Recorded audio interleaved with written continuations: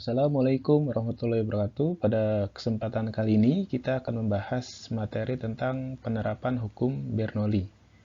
Sebenarnya hukum Bernoulli penerapannya cukup banyak, tapi hari ini kita akan batasi beberapa saja. Di antaranya adalah yang pertama asas Torricelli, yang kedua adalah Venturimeter, yang ketiga tabung Pitot, dan terakhir adalah gaya angkat pesawat.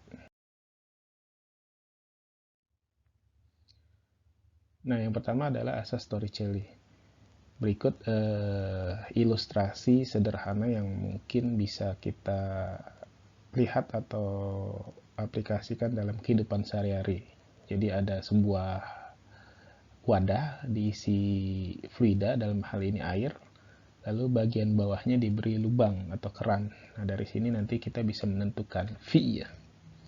V kecepatan di sini ya, kecepatan air ketika melewati sebuah keran gitu ya.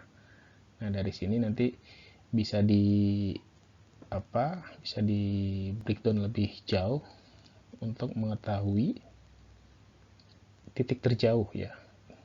Titik terjauh dari air yang keluar dari sebuah keran dengan metode gerak parabola. Nah, sekarang coba kita tinjau secara fisis. Jadi tadi sudah dicontohkan.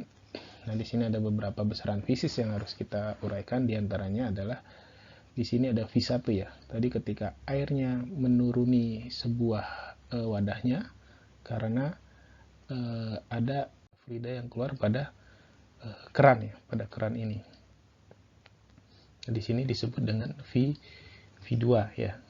Lalu yang selanjutnya adalah tekanan.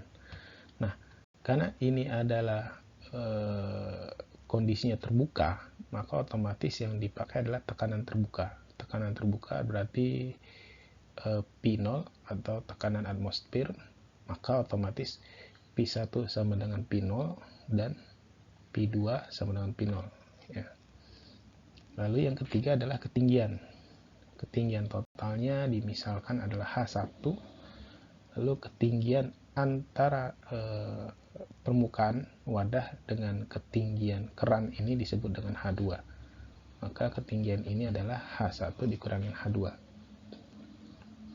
Nah, sebelum lebih lanjut, sesungguhnya nanti dari segi pembahasan ada dua tipe nanti ya. Ada yang wadahnya atau diameter D1, kita bilang D1 itu jauh lebih besar dibanding D2 ya. Di sini kan ada diameter ya nih. Di sini adalah D1 ya. Sedangkan di sini adalah D2 gitu ya. Ada yang D1 lebih besar, jauh lebih besar dari D2, artinya perbandingan antara diameter wadahnya dengan diameter tempat airnya keluar atau diameter keran itu perbandingan sangat besar, sehingga nanti mengakibatkan V1 itu mendekati 0 ya. Kenapa mendekati 0? Ya karena ketika wadahnya ini sangat besar ya. Ketika wadahnya ini sangat besar, maka turunnya air itu sangat pelan ya, sangat pelan dibanding dengan keluarnya air yang pada keran gitu. Sangat pelan, sedangkan pada tempat wadah keluarnya air ini sangat kencang ya. Karena sangat kencang, maka di sini bisa diaproksimasi atau disimpulkan atau pendekatannya V1 sama dengan 0. Sedangkan ketika D1 besarnya tidak terlalu jauh lah ya. Kalau tidak terlalu jauh, maka V1-nya tidak boleh dianggap 0. Nah, ini akan kita bahas keduanya. Pertama kita bahas yang ketika wadahnya sangat besar ya. Ketika wadah atasnya sangat besar. Contohnya apa? Misalnya danau lah ya. Ada danau, kan danau berarti kan diameter sangat besar ya, sangat luas. Lalu ada tempat mengalirnya air ke pemukiman atau ke sawah-sawah warga gitu. Itu kan biasanya tempat mengalirnya air itu tidak terlalu besar diameternya. Tapi jika dibandingkan dengan diameter danaunya pasti sangat besar, maka turunnya air itu sangat kecil kecepatannya sehingga bisa dianggap mendekati nol. Baik, sekarang kita coba uraikan asas Torricelli ini dengan menerapkan persamaan Bernoulli. Ini adalah persamaan Bernoulli. Nah, tadi kita sudah tinjau dari sisi ketika V1 ini ya, V1 ini mendekati 0 ya. Maka otomatis ini menjadi 0 ya. Lalu tadi kita sudah menyebutkan bahwa tekanannya menggunakan tekanan udara karena terbuka, maka otomatis P1 sama dengan P2 ya. Sehingga persamaannya tinggal ini ya, rho GH1 sama dengan setengah rho V kuadrat ditambah rho GH2 ya. Nah, selanjutnya rho GH ini kita pindahkan ke pindah ruas ya. Pindah ruas sehingga persamaan menjadi rho G dikali H1 min H2 sama dengan setengah rho V2 kuadrat. Coba kita sederhanakan dengan mencoret rho-nya, massa jenisnya. Maka V2 sama dengan 2G H1 min H2 ya. Ini persamaan yang sangat familiar di kita, atau kalau bisa mau disederhanakan lagi jadi akar ya, akar 2G H1 min H2. G-nya adalah kecepatan gravitasi ya, sedangkan H1 H2 tadi ya ketinggian ya gitu.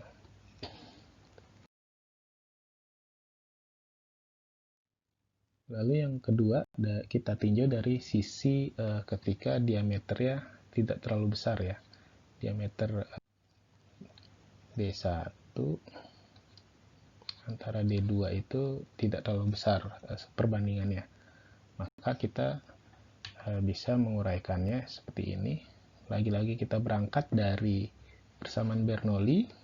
Nah, karena tadi V1 nya tidak boleh 0 ya, maka tidak boleh dicoret ya, atau tetap masih ada persamaan ini. Sedangkan yang tidak ada adalah P1 dan P2 ya, karena tekanannya menggunakan tekanan atmosfer, sehingga kita dapat persamaan seperti ini ya. Setengah V1 kuadrat tambah GH1 sama dengan setengah V2 kuadrat tambah GH2. Sedangkan rho-nya ini boleh dicoret ya, karena sama semua antara sisi kanan dan sisi kiri. Nah, selanjutnya untuk mencari V2 ini bagaimana caranya? Jangan lupa kita masih punya persamaan kontinuitas ya, yakni A1 dikali V1 sama dengan A2 kali V2 ya. Sehingga V1 ini boleh kita substitusi nantinya. Jadi V1 sama dengan apa? V1 sama dengan A2 kali V2 per A1 gitu ya. Nah, ini ya, V1 sama dengan A2 V2 per A1. Nah, V1 ini nanti masuk substitusi ke sini ya. Sehingga didapat persamaannya jadi setengah dalam kurung A2 V2 per A1 kuadrat ditambah GH1 sama dengan setengah V2 kuadrat tambah GH2. Nah, selanjutnya sampai sini tinggal kita kerjakan secara matematis. Yang ini pindah ruas ya, setengah V2 kuadrat pindah ruas, GH1 juga pindah ruas, maka didapat hasilnya seperti ini ya, pindah ruas ya, setengah dalam kurung A2 V2 per A1 kuadrat min setengah V2 kuadrat GH2 dikurangin GH1 ya. Nanti GH-nya dikeluarin, setengahnya juga dikeluarin ya. Nanti GH-nya dikeluarin dan ini dikeluarin. Jadi ini kira-kira seperti ini ya. Ya, ini kira-kira. Nah, nanti 2 ini dikali ruas ke sini ya. Dikali silang dan G-nya itu dikeluarkan. Maka jadinya seperti ini. Jadi A2 V2 per A1 kuadrat dikurangin V2 kuadrat sama dengan 2G H2 min H1. Nah, selanjutnya PR-nya adalah bagaimana kita buat V2 sama dengan ya. Maka caranya adalah kita keluarkan V2 kuadrat dikeluarkan, jadi A2 kuadrat per A1 kuadrat min A1. Maka komponen ini kita kali silang ke bawah ya. Maka didapat V2 kuadrat sama dengan 2G dikali H2 dikurang H1 per A2 kuadrat per A1 kuadrat min 1 gitu ya. Sekali lagi, V2 ini adalah kecepatan air keluarnya pada sebuah keran tadi. G-nya gravitasi, H-nya adalah ketinggian, A1, A2 adalah luas permukaannya. Ya. Tadi kan kita tahu di sini ada luas permukaan pertama, sedangkan pada sini ada luas permukaan keran kedua. Gitu ya.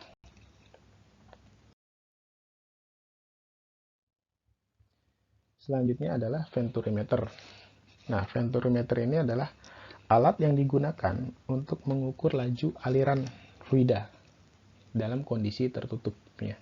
Jadi ketika ada air yang mengalir dalam pipa tertutup, kita bisa mengukur kecepatan fluidanya dengan cara apa? Dengan cara menggunakan venturimeter. Nah, kira-kira gambaran sederhana seperti ini. Jadi caranya adalah dengan meletakkan alat ukur tekanan pada luas penampang yang berbeda ya. Di sini kan luas penampangnya A1 berbeda dengan A2. Maka antara A1 dan A2 ini diletakkan alat ukur tekanan, alat ukur pressure. Nah, dari sini nanti kita akan mengetahui laju aliran fluida atau air yang mengalir pada sebuah pipa tertutup yang diletakkan pada sebuah pengukuran ya. Contoh aplikasinya adalah misalnya yang mungkin ada yang menggunakan air pump ya. Air pump itu kan pipanya tertutup. Kita nggak tahu seberapa banyak sih airnya yang mengalir gitu. Seberapa kencang airnya atau bahasa fluidanya seberapa banyak debitnya gitu. Nah, dari sini kita bisa mengukur dengan menggunakan alat yang disebut dengan venturimeter. Atau contoh lainnya adalah ketika kita ingin mengukur laju minyak yang mengalir pada penghilangan pada kapal tanker. Nah, itu kan kita nggak tahu tuh minyak yang disedot dari bumi itu ke kapal tanker karena kondisinya pipanya tertutup. Nah, kita bisa mengukurnya dengan venturimeter. Jadi kita tahu seberapa banyak sih yang bisa kita sedot minyak tersebut dari alat ukur yang disebut dengan venturimeter. Nah, selanjutnya persamaan matematisnya seperti apa? Mari kita bahas. Lagi-lagi kita mulai dari persamaan Bernoulli. Lalu dari sini kita coba melihat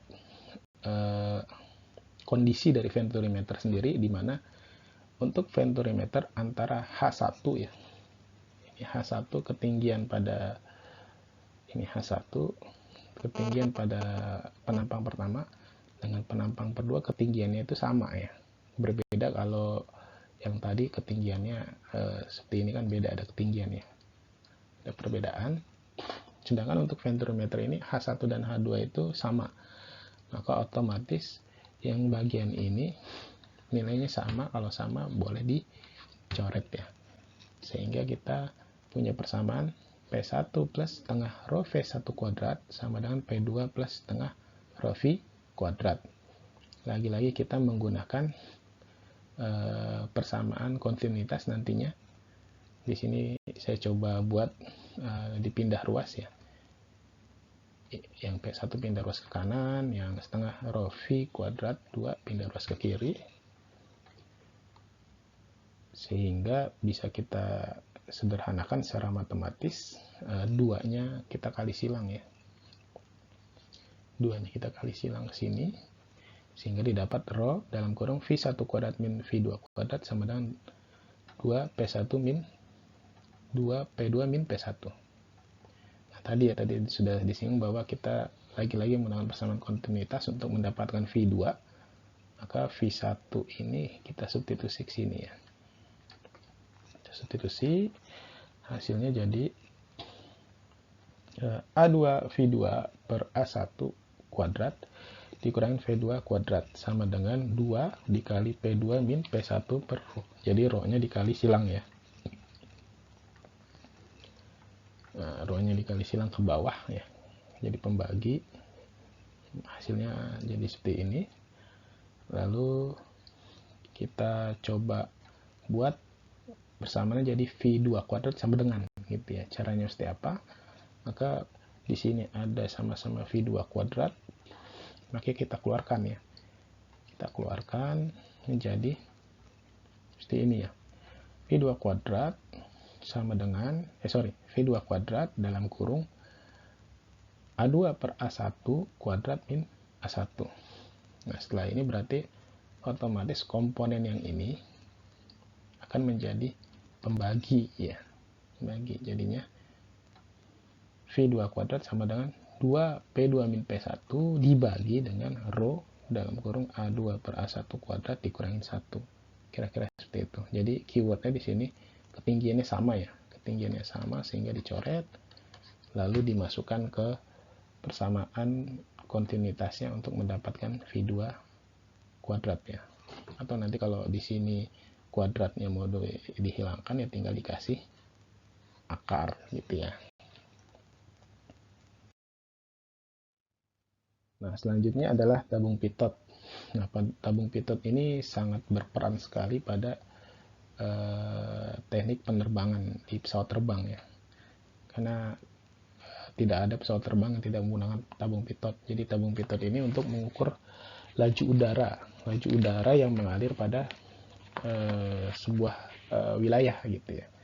Karena pesawat terbang menggunakan teknik salah satunya adalah menggunakan teknik gaya angkat ya, yang gaya angkatnya yang diakibatkan oleh udara diantaranya, otomatis tabung pitot ini merupakan salah satu alat ukur yang sangat penting pada teknik penerbangan. Jadi tabung pitot ini berperan untuk mengukur laju udara yang diterima oleh pesawat terbang. Makanya biasanya tabung pitot ini diletakkan pada bagian depan pesawat, di bagian hidung pesawat dan seterusnya. Jadi untuk mengukur laju udara, sehingga dari ketika diketahui laju udara pada sebuah area atau wilayah, maka dari situ akan dikalkulasi untuk seberapa tinggi penerbangannya, seberapa jauh sayap pesawatnya ya, maksudnya bagaimana bentuk pesawatnya ketika laju udaranya sekian gitu kira-kira. Sedangkan untuk mekanismenya atau tekniknya adalah di sini ada sebuah lubang ya, ada lubang 1 ya, kita anggap lubang 1, di sini ada lubang 2 ya. Lubang 1 di sini menghadap menghadap laju udara. Nah, jadi pesawat terbangnya bergerak ke arah kiri gitu. Nah, di sini ada lubangnya nih. Ada lubang, lalu di sini kan otomatis ada angin ya, atau ada udara yang masuk gitu. Ada udara yang masuk. Nah, otomatis ketika dalam waktu yang sangat singkat pasti sini akan dipenuhi oleh oleh udara. Karena di sini nanti akan dipenuhi oleh udara, maka V di sini akan kecepatan udara di sini akan 0 ya. Kenapa? Karena di sini kan statik ya, diam ya. Gitu. Sedangkan pada lubang kedua sini dia diletakkan tidak menghadap langsung pada udaranya, tapi beririsan. Karena beririsan, maka V2 ini pasti sama dengan V udara ya. V udara. Nah, karena ada perbedaan, maka nanti bisa kita ukur bagaimana V udara ini bisa kita tentukan ya. Karena kita memang ingin mengetahui laju udara ya. Karena nanti di sini ada ada udara yang masuk, maka di sini tentu ada tekanannya, ada pressure-nya. Nah, nanti kita coba gunakan persamaan Bernoulli untuk menentukan V udara pada sebuah wilayah pada pesawat terbang yang terbang pada ketinggian tertentu. Lagi-lagi kita gunakan persamaan Bernoulli ya, karena memang ini merupakan salah satu penerapan hukum Bernoulli. Nah, di sini kita lihat bahwa antara V1 dengan V2 ini ada perbedaan ya. Tadi kan kita mengatakan bahwa, coba back dulu. Jadi kita di sini melihat bahwa V1 ini nilainya 0 ya. Nilai 0 karena sudah terhambat ya, karena sudah terhambat oleh udara yang terisi. Maka bagian ini nilainya 0. Lalu yang kedua adalah H1 dan H2 ini ya. Jadi ketinggian lubang ini ya, ketinggian lubang ini dengan lubang yang satu dengan lubang 2 itu memang terdapat perbedaan ketinggian, tapi sangat kecil ya, sangat kecil, mungkin hanya beberapa senti, maka dianggap 0 ya. Karena H1 mendekati dengan H2, maka kita anggap 0, maka bagian yang rho GH itu jadi 0 ya. Sama seperti tadi perbandingannya, karena perbandingannya terlalu jauh antara luas penampang tadi ya pada asas Torricelli, ketika luas penampangnya sangat besar sedangkan yang keluar itu sangat kecil, maka bisa kita anggap 0. Begitu juga dengan H1 dan H2, ketinggiannya cuma hanya berapa senti sedangkan pesawatnya sangat besar dan seterusnya. Maka dapat kita simpulkan persamaannya menjadi P1 tambah setengah rho V1 kuadrat sama dengan P2 ditambah setengah rho V2 kuadrat. Jadi nanti di sini ada alat ukur tekanan yang disebut dengan pressure transducer. Ya, intinya terkait dengan alat ukur tekanan. Karena tekanannya berbeda kan. Tekanan antara yang terisi udara ini, terisi udara, dengan yang cuma mengiris, ada udara yang mengiris lewat 2.2 atau lubang 2, tentu berbeda. Nah, dari sini kita bisa mendapatkan seperti ini. Ya, jadi nanti di sini ada tekanan pada titik 1 ya, dan tekanan pada titik 2 gitu. Jadi di dalam tabung pitot itu nanti ada alat ukur tekanan juga sesungguhnya gitu. Nah, secara matematis selanjutnya tadi ya, karena V1 ini nilainya 0, maka tinggal seperti ini persamaannya, P2 nya kita pindah ruas ke kiri, jadi P1 dikurangi P2, sedangkan V2 ini yang kita cari, jadi setengah rho V kuadrat sama dengan P1 min P2. V kuadrat ini adalah V2 yang di sini ya, kecepatan udara, laju udara pada udara luar gitu. Nah, dari sini kita bisa menyelesaikan secara matematis ya. 2-nya naik ke atas, sedangkan rho-nya ke bawah, maka V kuadrat didapat 2 P1 min P2 per rho, atau kalau kuadratnya dihilangkan tinggal dikasih akar aja ya, 2 P1 min P2 ya per rho gitu kira-kira. Jadi kita bisa mengetahui laju udara pada pesawat terbang dengan menggunakan tabung pitot. Bahkan di beberapa kasus kecelakaan pesawat terbang diantaranya adalah tidak berfungsinya tabung pitot ya, karena pada ketinggian tertentu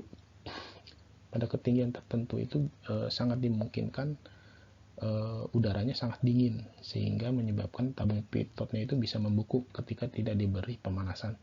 Kalau tabung pitotnya beku, maka otomatis tidak berfungsi dengan baik.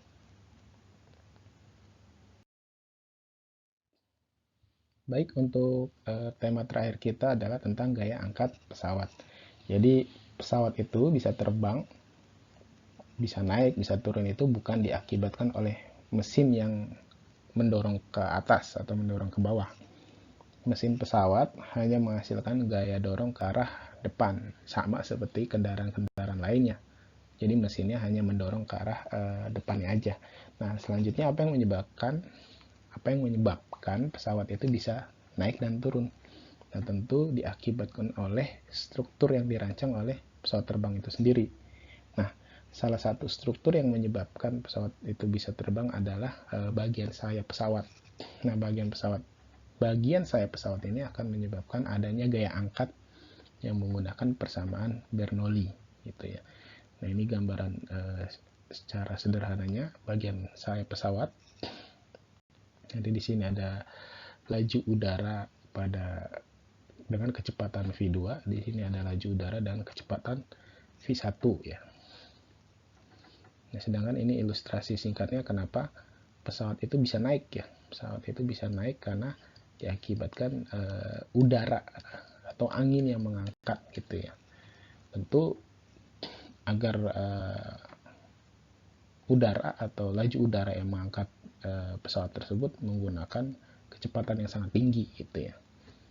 Nah, kalau kita ilustrasikan kenapa pesawat bisa naik diakibatkan oleh gaya angkat, kita bisa coba kembali lagi untuk membayangkan bagaimana layangan itu bisa terbang ke atas ya, yang tadinya di bawah.